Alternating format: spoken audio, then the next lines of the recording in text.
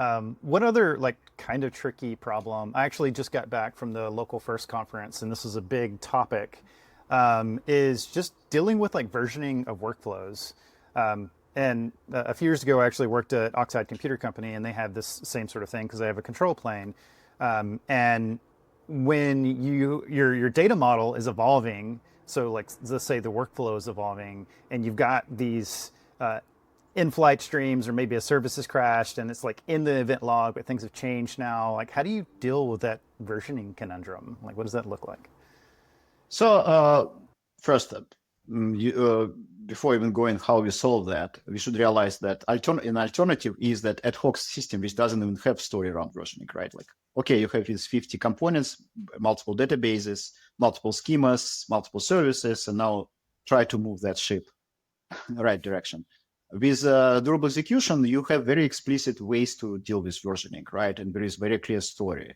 And obviously, it's not like you cannot hide versioning, because if you have a process which runs for a month and you want to change it while in flight, you cannot just make it absolutely seamless. It's not going to work like that. So there are two really ways to do versioning with this type of systems. One is when a system workflow is short-lived. Let's say it lives up to a certain amount, like a few minutes, maybe a few hours, maybe a day.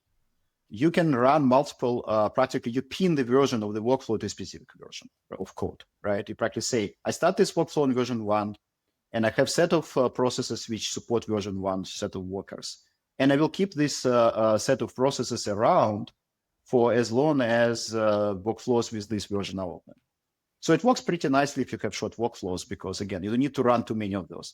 We call it a rainbow deployment. So your build system a deployment system need to support running multiple versions at the same time. With Kubernetes, it's not that hard, right? You can just run them. Other approach, which we don't have support right now, you technically can load multiple versions of the same kind of code in the same process in some languages. So you certainly can do it in TypeScript. You certainly can do it in Java with class loaders. Maybe you can do in something like in Python, but then spawning separate. Like, you can work around these things. So we will provide more of that. That is another approach. And then for long-running process, it still doesn't help, right? Because if you have a process which runs for a month, you have a bug at the end, you still didn't reach that point. What do you do? And we support that as well. And the way you do that, you just, it's pretty actually simple, but it's not perfect. You just keep both versions of the code inside of your code. You practically have kind of conditional statement. You say, if old version, this is old code. If new version, this is new code. And this allows you, if code, it didn't reach that version, it will take new code path. It's already past that old code. For recovery, it will use old one. So you practically end up doing that. And then you have tools and processes how to validate that this is correct. So you can do replay testing. And practically, you can just go and say, for example, you can download a bunch of histories, check them into your repo. And every time you, for example, run tests, you can go and replay all your workflows against old histories and make sure you didn't break them by mistake. That is, I absolutely recommend everyone using the technology doing that. Also, we are working on safe deploys features. So we will do like self rollout, self rollbacks, and this like testing of replaying before actually doing migration. So we will add more features around safety of deployment, just to make sure that if you by mistake didn't, for example, put the correct logic there, we will catch it before it messes up your production. Yeah, I think that's one superpower that we really haven't talked too much about, but like the ability to replay and to test replays. This is the hardest thing in distributed systems. Is like you have a bunch of components and they all have their own behavior, and like figuring out how they'll integrate can be really, really challenging. So being able to replay things I think just general visibility. I think if people ask us, we ask people why you use Temporal and why you like this durable execution approach. First, just less code and nicer code. You need to think about it differently. But second always comes up, or sometimes first, is visibility, runtime visibility. So this system is so much more, because we record every interaction, right? You go and you see every activity call, you see every inputs, every output, right? You see every number of every error which happened there. So you practically, if something is stuck, you can go to UI and see that. So this general like visibility to the system at runtime and ability to download history and replay it under debugger if it failed once in production it's a very, very powerful. So I think, yes, general visibility into your system. Obviously, we integrate with metrics, with Datadog, with like Grafana, and so you have all the other context propagation. So you get all the other visibility, but just general like visibility into your system through like basic UI and history is tremendous. People love that. Yeah, that's awesome.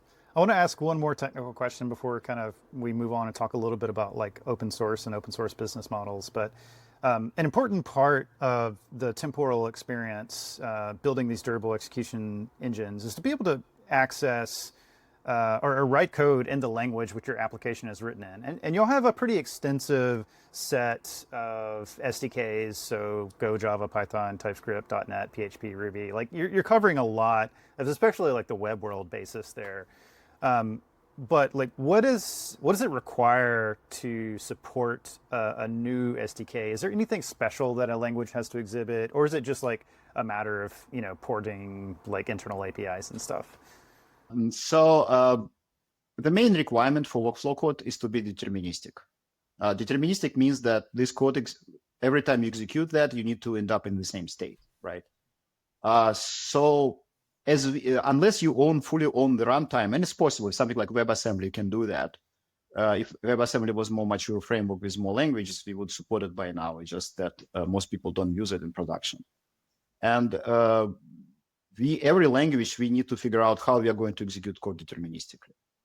For languages like Python, it's pretty straightforward because we can just get async.io library and write our own practically dispatcher, right? Which will practically a sync.io loop, which is fully deterministic and runs in exactly the same order every time it's used. For languages like TypeScript, we actually went further. We used V8 isolates. So we actually provide fully deterministic runtime container for TypeScript. So you cannot even make non-deterministic mistakes in your code because every API is deterministic. So if you call time, on replay will return exactly the same time. If you call random, on replay will return exactly the same random number. So you're kind of pretty safe.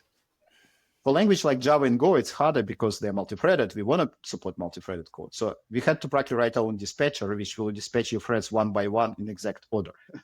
And from your point of view, it looks like multi-threaded code. In practice, it is cooperative multi-threading controlled by our framework. Unfortunately, it means that in Java and in Go, you have to use our APIs for multi-threading. You cannot just say new thread in Java. You practically need to use our async API. The same thing in Go. You need to write like workflow.go to create Go routine. You cannot just do Go directly. Otherwise, you get full power of Go and Java. You need to use APIs for multi-threading. But yeah, it's a challenge. And every new language is a challenge, and this is the main requirement. And then there is pretty complex backend state machine. That's why we wrote Rust-based core library, which implements most of the complexity of the state machine on the client side. And all new SDKs use that library, Rust library as an underlying dependency.